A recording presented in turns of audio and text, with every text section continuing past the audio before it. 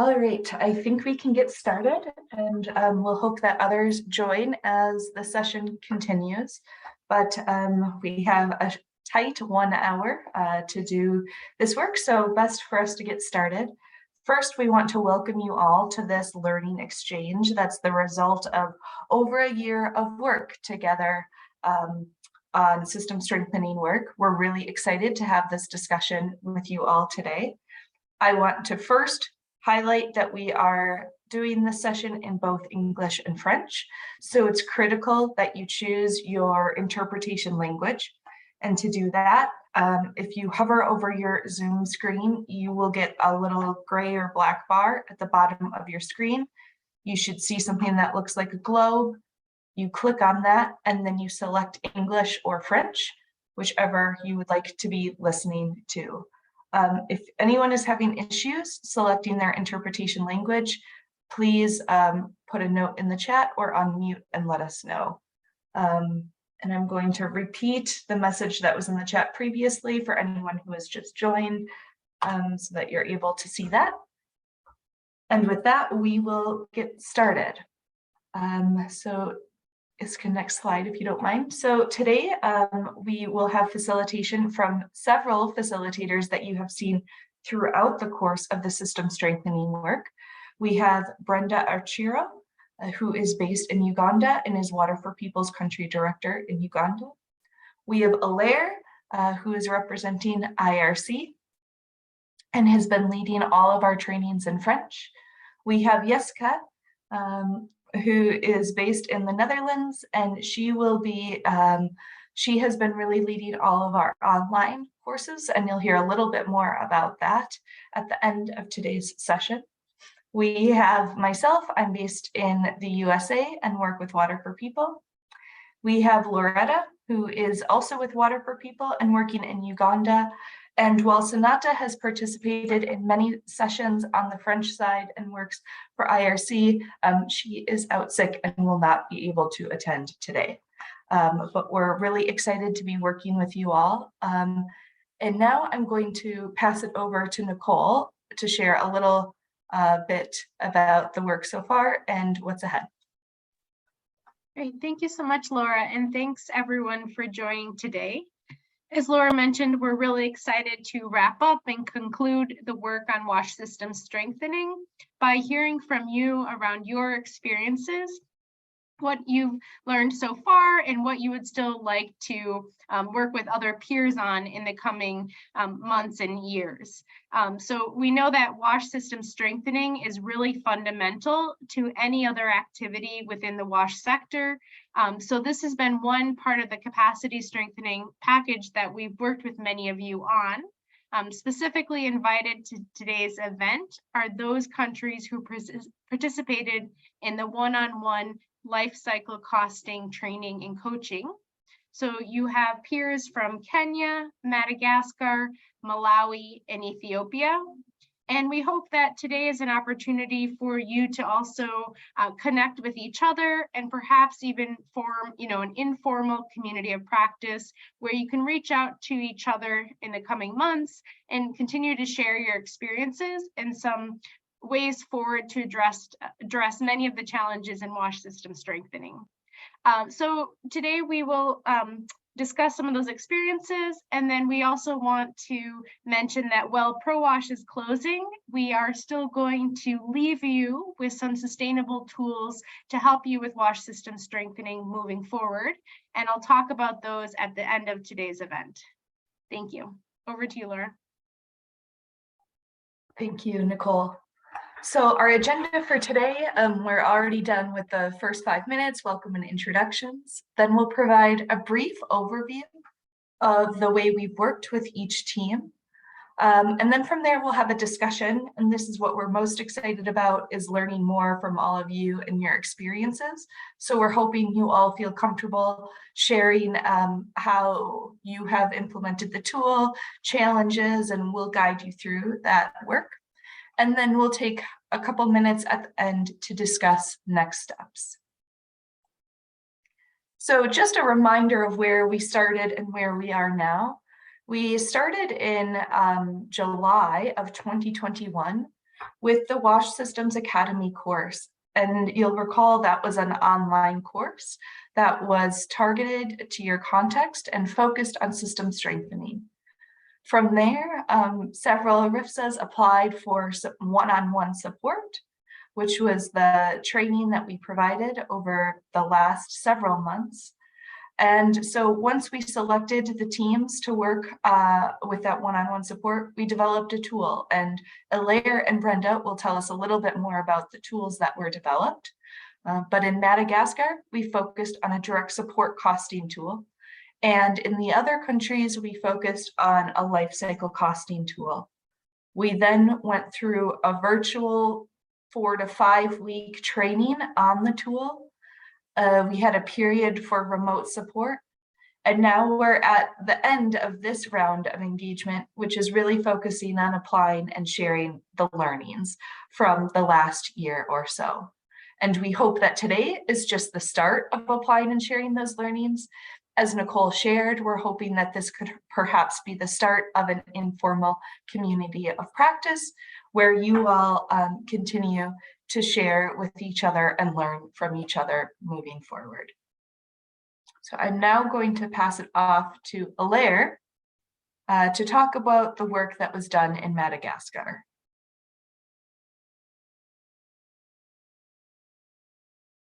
Merci Laura, merci bien. Et comme tu l'as bien dit, créer une communauté de pratique pour continuer le renforcement des systèmes WASH, ça va être très intéressant pour nous tous, aussi bien pour ceux que nous avons appuyés que nous-mêmes qui continuons à travailler sur cette thématique depuis le début. Et moi-même en particulier, ben, je continue à utiliser ça sur le terrain. Là, il y a 3 semaines, j'ai fait 3 semaines au Niger et je ne parlais que de ça.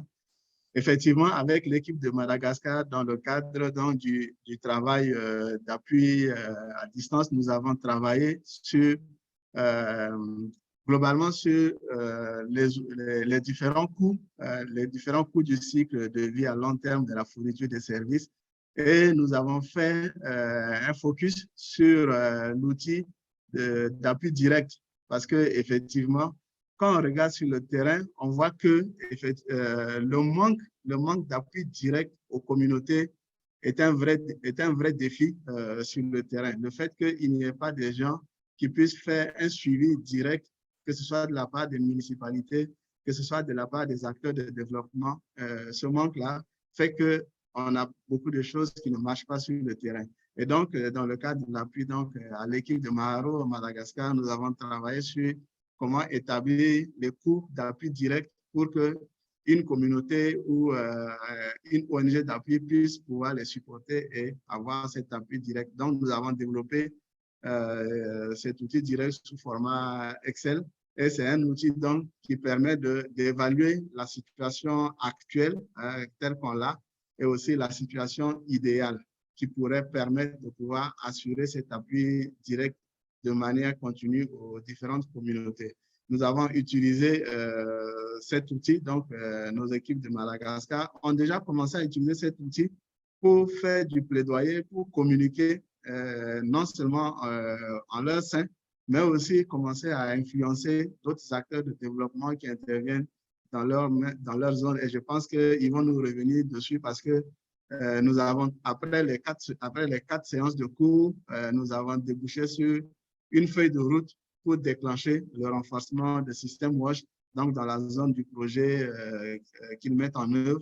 Et dans cette feuille de route, ils ont énuméré un certain nombre d'activités selon les 9 composantes fonctionnelles et ils ont déjà commencé à mettre en œuvre cette feuille de route. D'ailleurs, nous avons fait le suivi, donc après les cours, nous avons fait un certain nombre de séances de suivi et aujourd'hui, je pense qu'ils reviendront pour partager avec nous tout ce qu'ils ont eu comme avancée en mettant en œuvre cette feuille de route donc, qui concrétise le renforcement du système WASH. Donc, voilà un peu ce que je peux dire de manière rapide sur l'appui que nous avons eu avec l'équipe de Madagascar. Et j'espère bien qu'ils partageront beaucoup sur ça avec nous dans cette séance. Merci bien, je redonne la parole.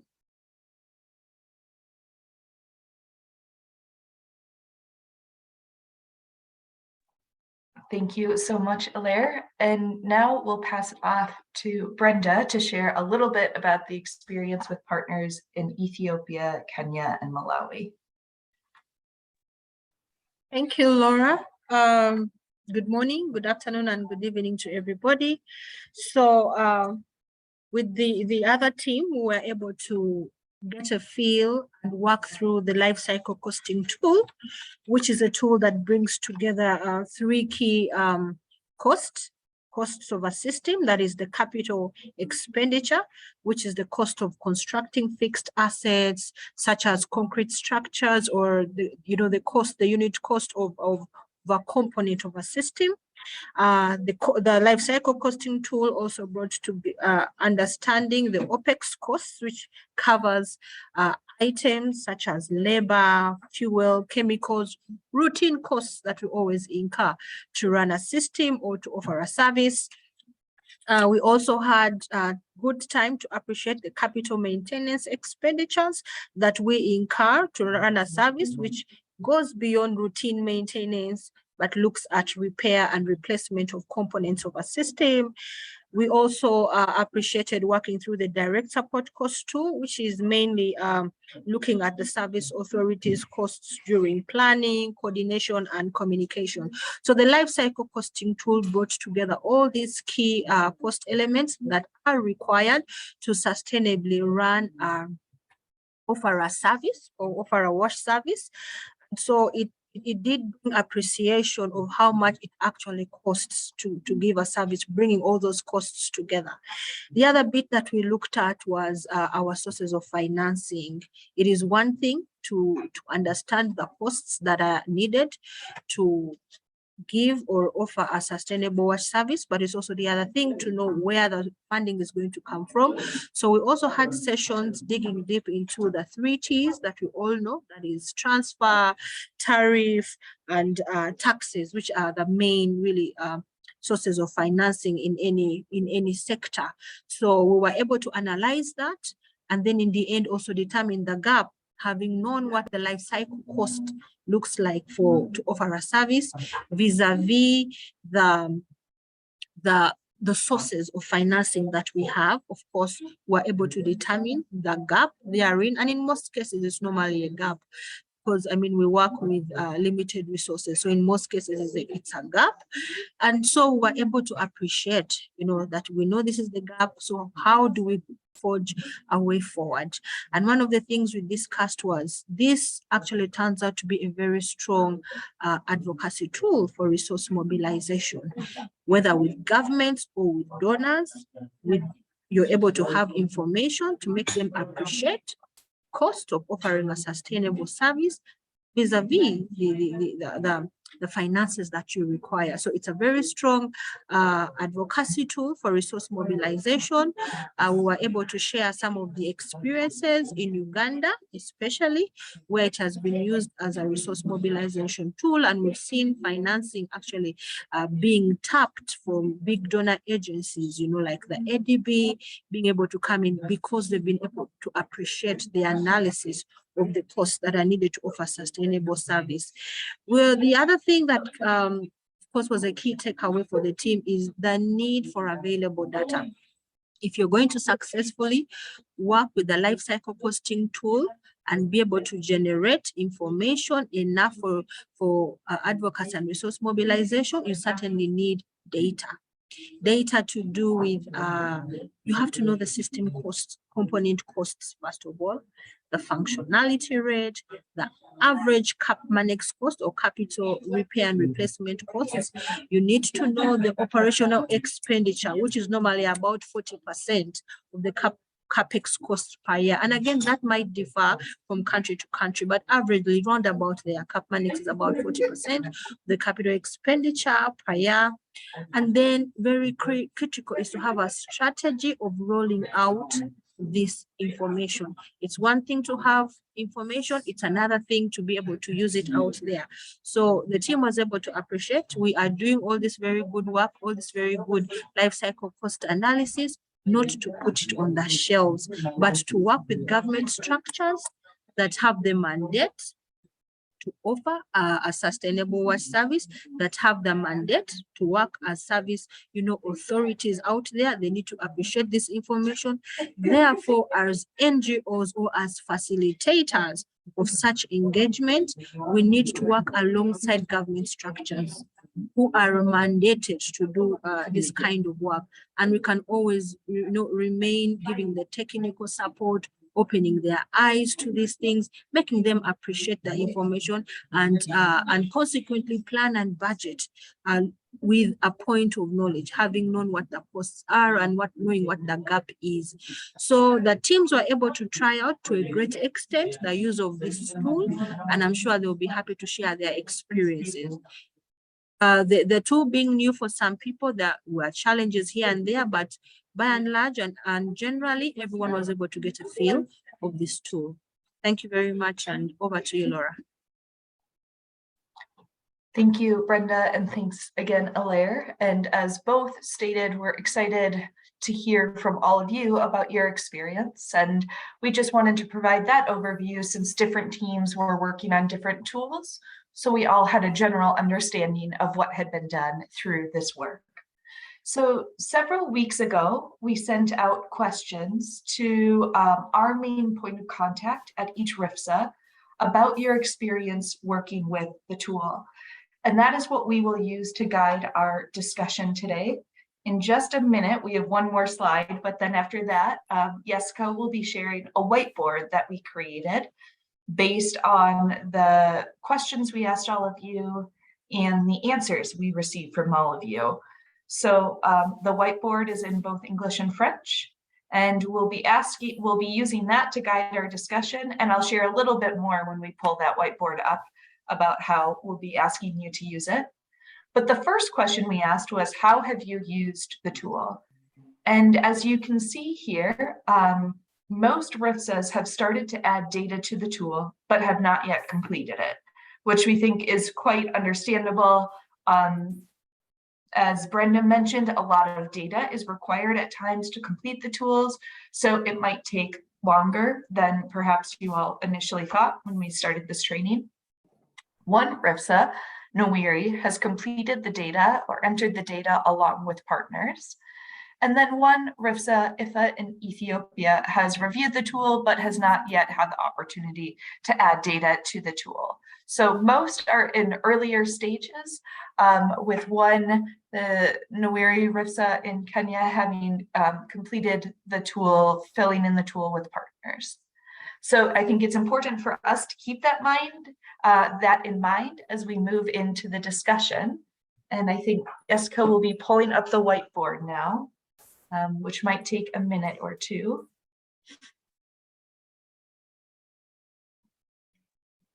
Here you go. All right, thank you. So first we'll take a minute to orient ourselves to the board. You all can navigate yourselves on the board by zooming in and out. In the bottom right-hand corner of your screen, you should see a magnifying glass with a plus sign on it and a magnifying glass with a minus sign on it. You can use that to make the board bigger or smaller. You can also scroll up and down by using your mouse to navigate through the different questions. You will see on the left side with the blue headers, that's the questions in English. The right side with the green headers are the same questions. They're next to each other, but in French. And anything in yellow are the responses we have received from all the different RIFSAs about the questions we asked. But if you zoom out far enough, you will also see that we have some purple stickies that you will be able to drag and edit and add text to, so that you can add additional comments on each one of these questions. So I see that Wubi has asked if we can share the link. You won't be able, I don't think, well, okay, Jessica has just shared the link. Hopefully that will help. But you should be able to edit and change it right now through the discussion, just by clicking on your screen and moving about. So I'm going to pause to see if there's any initial questions just about how to use the whiteboard before we get started in our discussion.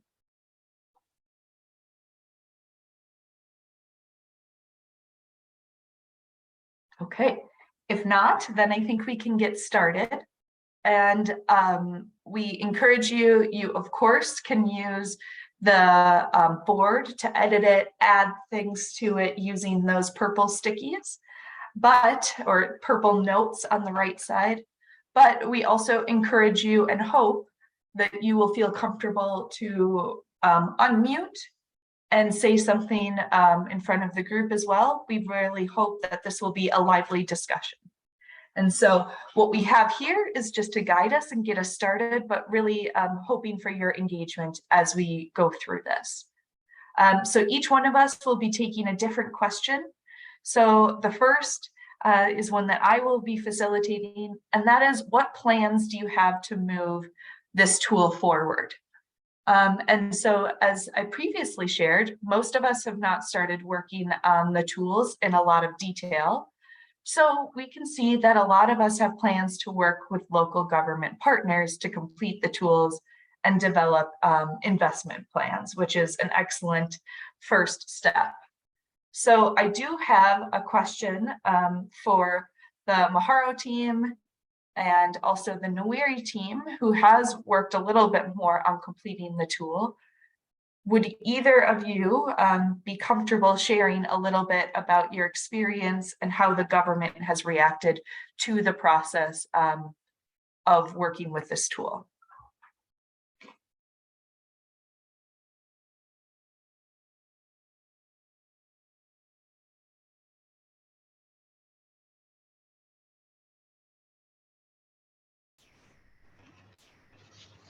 Oui, bonjour tout le monde. Oui, ici c'est Anzara du projet Maharo à Madagascar. Donc, merci pour la question, Laura. Comme Hilaire a dit tout à l'heure, nous avons fait beaucoup de plaidoyer au niveau de responsables gouvernementaux et aussi les autres acteurs en WASH qui travaillent à Madagascar. Donc, une fois la formation effectuée avec Hilaire et Senata, avec le plan d'action, donc nous avons profité de présenter, d'apporter les plans d'action sur le renforcement du système au niveau du cluster WASH national et régional. Donc, du côté cluster WASH régional, donc, la direction régionale de l'eau, assainissement et hygiène ont été vraiment contents par rapport à l'approche, et les autres acteurs aussi sont vraiment intéressés à collaborer avec nous sur le renforcement du système WASH. Une activité qui a été déjà mise en œuvre était la mise en place de services techniques au niveau communal. Comme il a dit tout à l'heure que le manque d'appui direct au niveau commune est encore très... il n'y a pas encore d'appui direct. Donc, c'est pour ça que nous avons mis en place ce service technique-là au niveau des communes. Et la direction régionale nous a sollicité de présenter notre approche à tous les membres du cluster WASH régional. Et tout le monde a été persuadé que c'est vraiment nécessaire de mettre ce service-là au niveau des communes pour assurer donc le suivi et l'appui direct au niveau de ces communes-là. Donc, au niveau national, lors de la réunion du cluster WASH national, en présence de tous les acteurs en WASH dans le pays, donc, nous avons aussi présenté notre plan d'action sur le renforcement du système WASH. Et là, du coup, 2 ou 3 semaines après cette présentation, il y a la redynamisation d'un organisme au sein du ministère qui a été en sourdine il y a quelques années. Donc, voilà un peu ce que nous avons pu effectuer jusqu'actuellement. Mais Concernant l'outil, nous avons déjà initié à le compléter, à le remplir comme dans notre réponse, dans la questionnaire que vous avez envoyé. Merci beaucoup.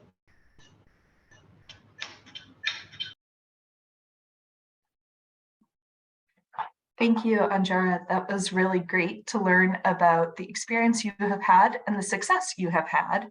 And I think one point that really stuck out to me was that you were using this at multiple levels of government and thinking about the different ways that it can be used by the government. So at the local commune level, as you suggested, it's more likely to actually be used for planning, to really guide how the commune plans to develop the work. And at the national level, it was used more for advocacy, so not very much for the day-to-day management of WASH services and how we will improve them, in that day, that year, but nationally more to really advocate for changes in policies. So that's really wonderful to hear. And I'll pause before moving on to see if anyone else has anything they would like to add about how they plan to use the tool moving forward or what they have done so far with the tool.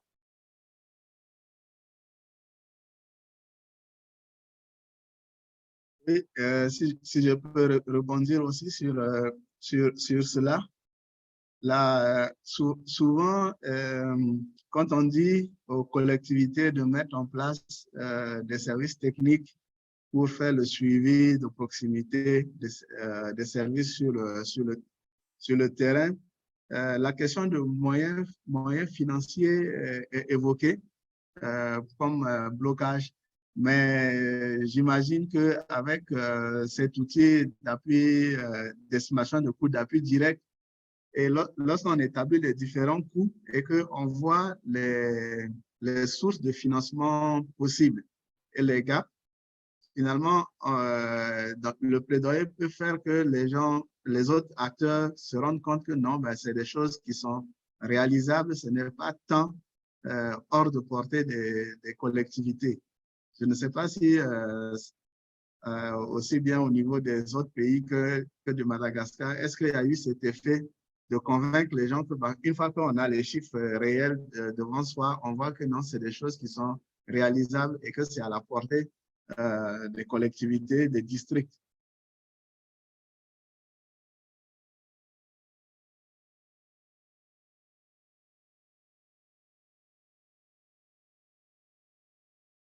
Entendez?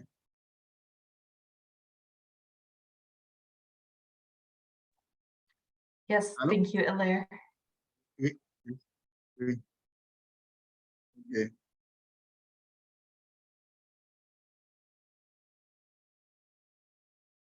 While we're waiting to see if anyone has a response to Hilaire's question, I just want to clarify how you can engage with the tool. The link, a link will not get you to the tool. The only way you can view and edit it is by just clicking on your screen. The screen, I know it seems weird because we're so used to meetings just not being able to edit the PowerPoints that we're looking at, but you should be able to edit and move things around just within this meeting view. And then if you're unable to edit anything, please feel free to type it into the chat and we can add that into it for you. And somebody had said that they could only see French. If you zoom out further, you'll probably be able to see English on the left-hand side of the whiteboard. So I hope that clarifies any of the challenges with the whiteboard, but if you continue to have any challenges, please let us know.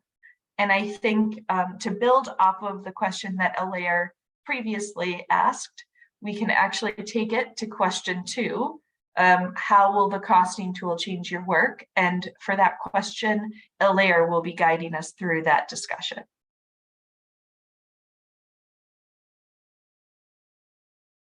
Oui, merci. Effectivement, maintenant que on a vu tous ces outils, que ce soit les outils pour l'établissement des coûts d'appui direct, les outils pour les coûts d'investissement, les outils pour les coûts d'opération, les coûts de fonction. Maintenant qu'on a tous ces outils et qu'on a une bonne compréhension du fonctionnement de ces outils, comment maintenant ces outils pourront nous aider dans le travail que nous faisons au quotidien sur le terrain, surtout pour assurer la pérennité, la durabilité des services WASH qui sont délivrés aux communautés sur le terrain.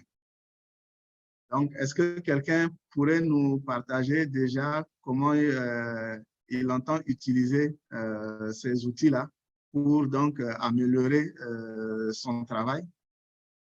Hein, nos collègues de Malawi, Kenya, Ouganda, ou Madagascar,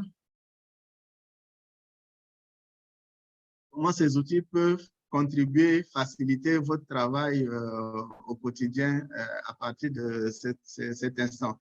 Quelles pourront aussi être les principales opportunités qui pourront être saisies donc, pour l'utilisation de ces outils d'établissement des coûts à long terme?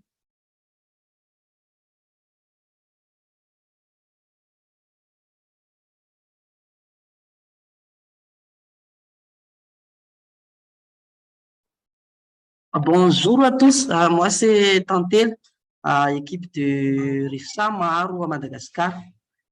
Comme il a demandé tout à l'heure, nous avons déjà utilisé aussi cet outil, mais malheureusement il demande beaucoup de informations et durant la collecte des données sur terrain, donc il faut avoir beaucoup d'informations pour avancer. Donc ça c'est un grand défi de recollecter toutes les données utiles que nous pouvons avancer sur le traitement de cet outil en Excel. Donc, nous voudrons simplifier l'outil, mais ça va être un peu avec la modification. Donc, nous voudrons discuter ensemble quelles sont les informations très essentielles que nous ne pouvons pas échapper. Donc, c'est une grande opportunité de nous savoir ensemble et de discuter sur cet outil. Merci. Merci Tanteli. Effectivement, pour pouvoir bien utiliser cet outil et en profiter, il faut nécessairement disposer des bons chiffres, des bonnes données, des données fiables, voilà, pour pouvoir les utiliser. Par exemple, si on se focalise sur l'outil de coût d'appui direct, il faut connaître les niveaux de rémunération des gens, il faut connaître les coûts de déplacement sur le terrain. Il faut aussi connaître les fonctions idéales, les fonctions nécessaires pour assurer l'appui direct. Donc, effectivement, tout ça, ça va prendre du temps, mais une fois qu'on connaît la philosophie de l'utilisation de l'outil, ben, effectivement, on pourra finir par avoir ces données. Je ne sais pas s'il y a d'autres réactions de la part des autres collègues du Kenya, de Malawi ou de Ouganda.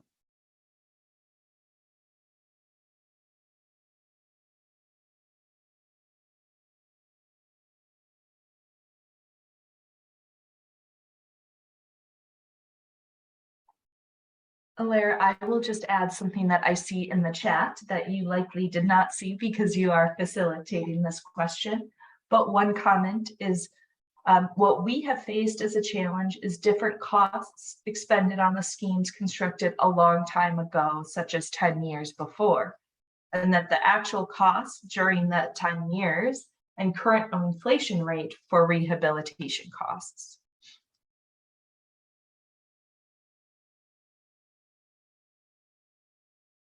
C'est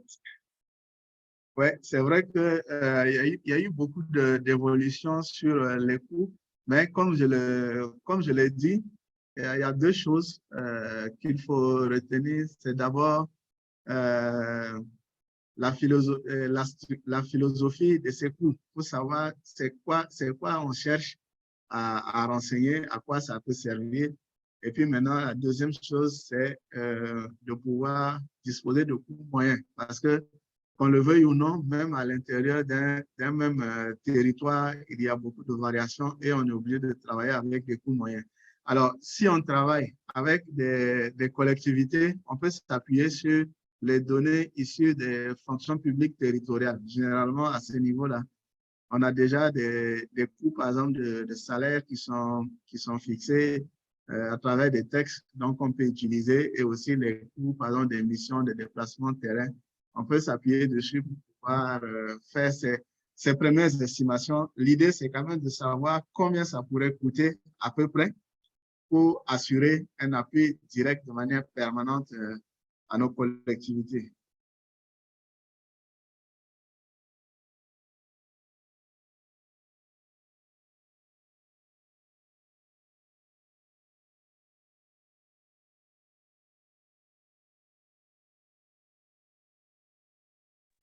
Oui, je vois donc un commentaire de Angela donc de Madagascar, c'est la question de l'instabilité dans les postes, parce qu'effectivement, nous avons eu à discuter de ça lors de nos différents cours et de sessions d'appui.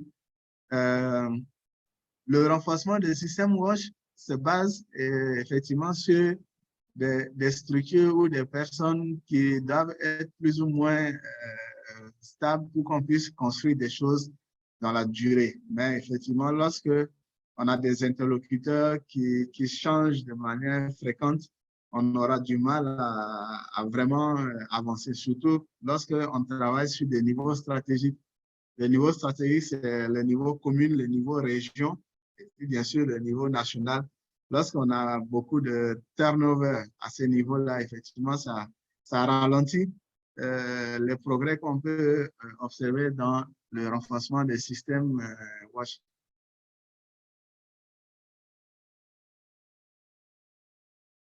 OK, le temps tourne, on peut avancer donc sur les questions suivantes.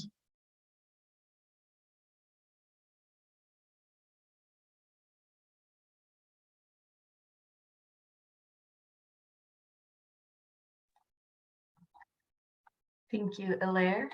And I just want to note, I think someone thinks that if you make edits, it's just on yours, but whenever you delete a note, it's deleting it for all of us. So please try not to delete any of the notes. Please just focus on adding. And if you're deleting because you can't see the screen, if you zoom out, you'll be able to see the English. But now we have our third question, which is what are the main learnings or takeaways from the training? And for that question, you will hand it over to Loretta. Thank you, Laura. And good afternoon, everybody. So our third question is, what are your main learnings and takeaways from the training? So we just wanted to understand what were some of the things you learned, or what were some of the key useful information that you got. So we had the types of costs, of course, which we discussed, the importance of using the life cycle costing for scheme governance, and then the life cycle costing tool, which helps to track the status of the WASH systems. And this was because mostly you had to use the functionality to mostly determine the costs of the system. And then I'm glad to hear that it gets better as you use it. That means you've been trying, which is good. Then there was a deep understanding of the life cycle costing analysis as a tool to sustain WASH services, which is very good as well. The tool has a lot of information to fill in, and I think Brenda mentioned this, you will need a lot of data, but then you also need to adapt it to the national and regional and local context. The capacity building training will help us to understand / strengthen the WASH system, as well as sustainability from the 9 main elements. I think this was really around the building blocks. if we have improved one element of the WASH system, the other elements will also improve. Okay, and then we have systems thinking, exercising the life cycle costing tool, which is also very good. And then our last takeaway that was shared was data is very important at the start point for the rollout. The life cycle costing tool helps to do evidence-based tariff decision by government and community. We learned that this should not be any undermined costs, everything expense be forecasted and accounted. The most interesting part is knowing that services can be sustained as long as cost is recovered, which is true. So these were some of the key learnings that we had from our sessions, and I was curious to see if there were any more. I'm glad to see in the chat that yes, it will get better as we use it repeatedly, which I'm hoping we will be trying out.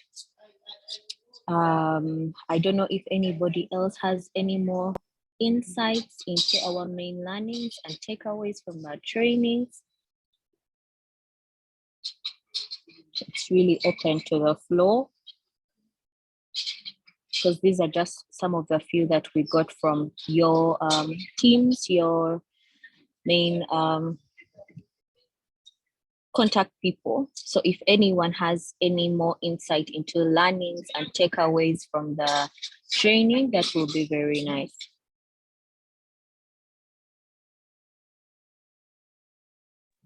Do we have any more insights? Hello. My name is Robinson from Kenya, and particularly at Samburu, Kenya. I'm going to assume that the silence means that all our learnings and takeaways were captured. Sorry, I didn't see Loretta? so much. Yes. Someone was responding. I'm just not sure if maybe you couldn't hear. But in Oh, the I English couldn't channel, hear. we had Robinson from Kenya. So I think maybe we can let him respond. Yeah, my Oh, name sorry. is. Please go ahead. Thank you. My name is Robinson Macharia from Kenya, particularly in Samburu County. Actually, as concerned with the tool, I found it prudent, and it's so good because as an engineer, it really helps me. One, being a tool for resource mobilization. With a tool, once the Friday, it's easier to do resource mobilization of what we require. Then is a tool that I have actually been using during the implementation of projects, because vis-a-vis based on the allocation given per particular activity, it is easy to follow up. Also is a monitoring tool. It can be a monitoring tool and an evaluation tool.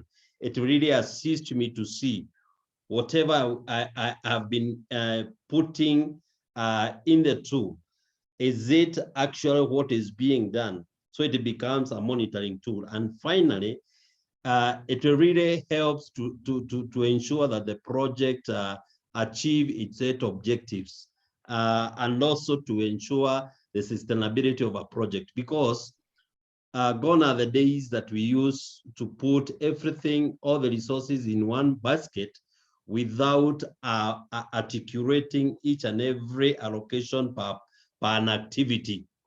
And in that, it was a bit tricky, because most of the projects you find an activity would even go and use more resources than it was allocated. But with such a kind of a very magic tool, it becomes prudent and easy for an implementer or an engineer or a supervisor to ensure that whatever have been budgeted is the one that is being used. And whatever had been used, if it is the issue of cost, the fixed assets, the Opex cost, the capital maintenance cost, these all the costs are implemented or are used according to what have been planned. So within the project cycle, the tool will actually assist in ensuring that everything that have been planned or designed, it is done as per the specification. And that one helps to ensure that we don't have a project cost overrun, or even ensuring that our projects are done as per specification and also within a specified time. Thank you. It's a good thing, and it's with the practice, I think we shall be there, but it requires more time. The challenges that I have been undergoing, mostly it deals with the data.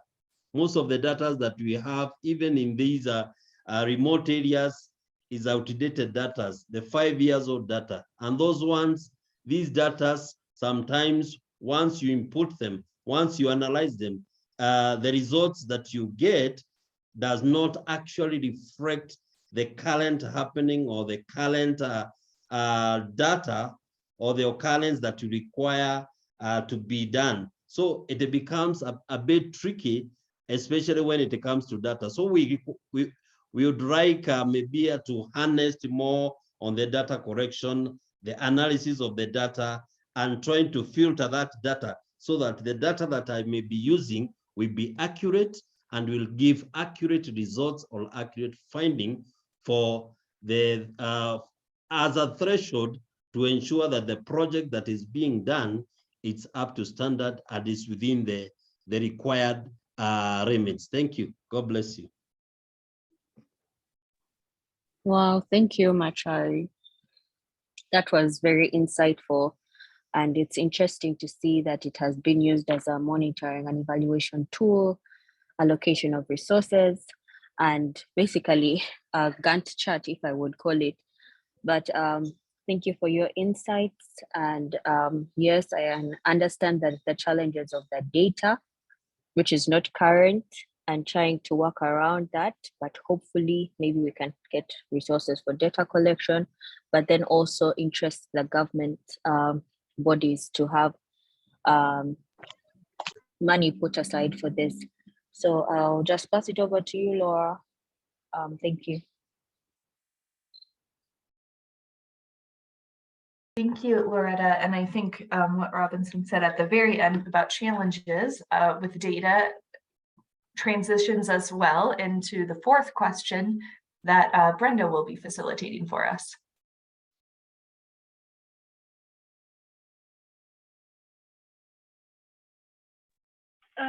Thank you, Laura. And I'm happy to take us through a bit of discussion on the fourth question.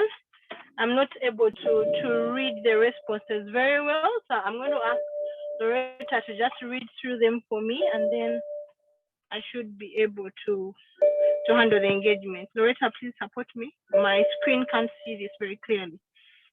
All right. So some of the challenges we had were data might not be available the time we would be populating the tool. A bulky data set is required to complete and use the tool. We didn't establish the database yet, and perhaps lack of all necessary data at hand may make the process tough and may take us longer time until we are ready with the data. Challenges related to the tool were discussed during the training. Availability of data at the district level, shortage of time as we were in the R&I year, and then some information registered in the tool does not fit in our area of intervention, but we have done the maximum to have several information during the collection carried out in the real field. So those were some of the challenges.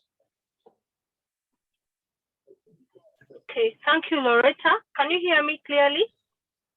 Yes. Okay, thank you very much. I can see the issue of data keeps coming up. The issue of data keeps coming up. I think the previous person also mentioned it.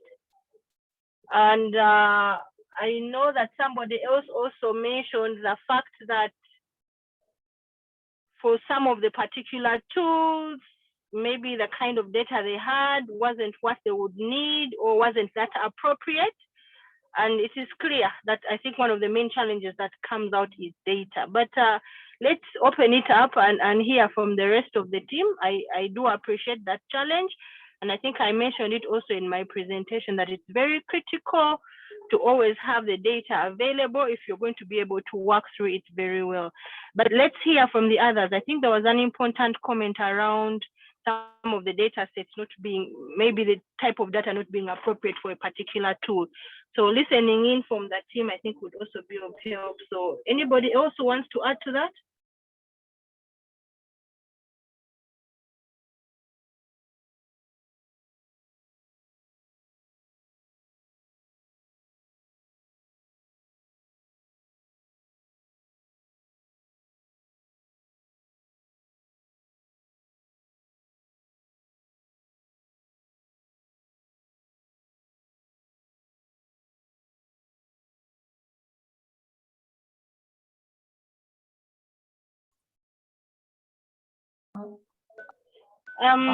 Yeah, the house seems to be very silent, but Laura, do we have something in the chat? We do not. So I think that data is definitely the biggest challenge across the board, which is something that we heard a lot during the training as well. It does take time to collect the data. And as we said, the results from the tools will only be as strong as the data collected. But I think based on time, we can move to the last question before we have kind of our wrap up and conclusion. So I'll hand it off to you, Jessica. Okay, hi. So the last question is to me, and it was very much on, so in this, together in this one-on-one support, we focused on the finance building block.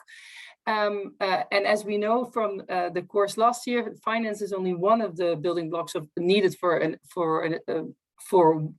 sustainable water sanitation service delivery for all. There is other essential building blocks that need to be in place in order to have sustainable services.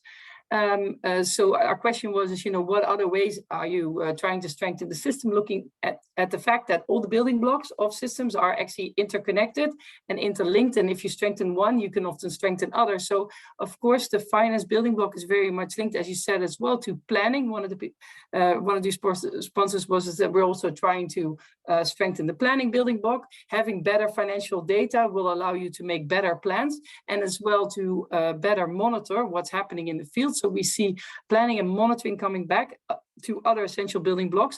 And the other one that's really strongly coming back is water resources management. That you're trying to work on water resources management tools to better plan for the water resources that you have in place. That's another one of the essential building blocks. Another building block that is mentioned is learning and sharing, learning and adaptation. For a well-functioning system, you need to be able to see what's going on, to learn from what you're seeing and to adapt, as we're always going through inevitable change and shocks in every country. Our context will always change.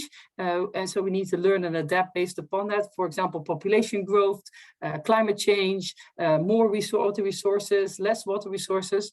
So that's another building block that was mentioned that you're working on. And the last one is accountability and governance, institutions, policies, legislation.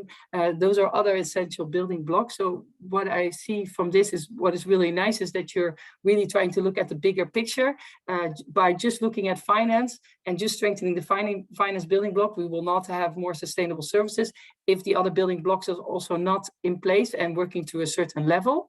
That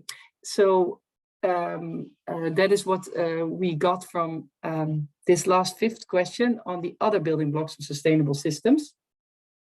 So if anybody would like to mention maybe something on that, then please put that in the chat so I can hand over to Laura and Nicole for the closing. But from this, at least it's really nice to see that idea that finance is embedded and interlinked with other building blocks is really coming through. Thanks, Jessica. And as you said, if anyone wants to add other ways that they'll be working on system strengthening, please add it to the chat. I think we'll pull up the PowerPoint now just to talk about next steps. And thanks, Jessica, for managing all the different screens. Really appreciate it. So next step for most of us is to really continue applying the tool. And Jessica, we're on not present view. So if you don't mind changing the view so that we just see the screen and not the comments.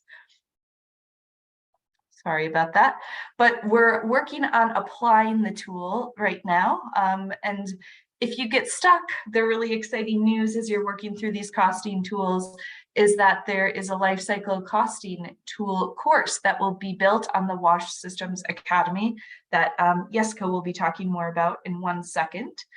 And the other thing that we'll be hoping to hear from you is feedback about what you thought about the course overall.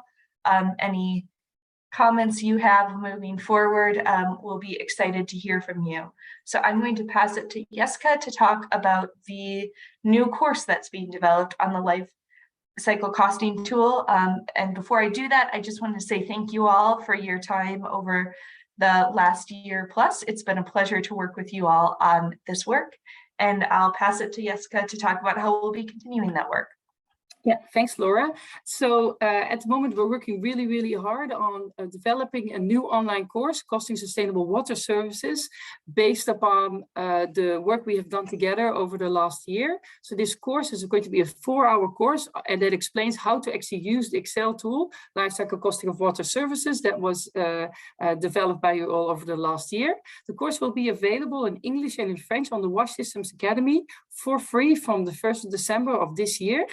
So the course will be available to all, English and in French. You can self-paced, self-guided, so it's like the other course we've done before, but this course really is a how-to course on how to use the tool. The first part of the course explains just a little bit about life cycle costing, the different life cycle cost components, how it fits into a bigger picture of system strengthening, and then the second part of the course really goes into with detailed tutorials on how to actually use the course. So hopefully this will also help you in getting going after today, and as well as something that you can share with your other colleagues and implementing partners, because collecting the data is and using the tool is something you can't do alone, but you will need others for as well. So this is it for me, and I'll now hand over to Nicole for the last words. Great, thank you so much. Thanks everyone for joining today. I really appreciate hearing from you about your challenges and experiences. I also want to really thank Water for People and IRC for working with us during this partnership over the last year, and we are excited to continue to work on the life cycle costing course in the next month or so.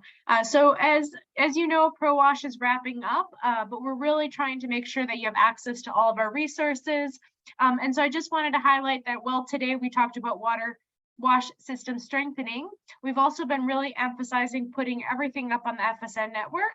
So we've created a page on market-based sanitation, which I know is of interest to many of you. Next slide. We have a page also set up that is on water and infrastructure, where you can access materials related to water quality, in different case studies from our partners as well. Next slide. And we have a page on Make Me a Change Agent, where you can access training materials on social and behavior change, as well as a new e-learning course that is on disaster ready. And we will soon be creating a page that will have all of the materials related to WASH system strengthening. So while we are concluding our support, direct support to you, we encourage you to continue to access all of these resources. And of course, you know, we are available if you have questions and in the next few months.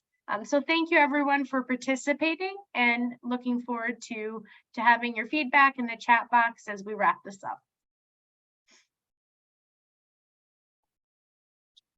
Thank you, Nicole, and thank you again for all of your participation to everyone here in this session, as well as in the previous year. We've really enjoyed learning from you all and getting to know you all.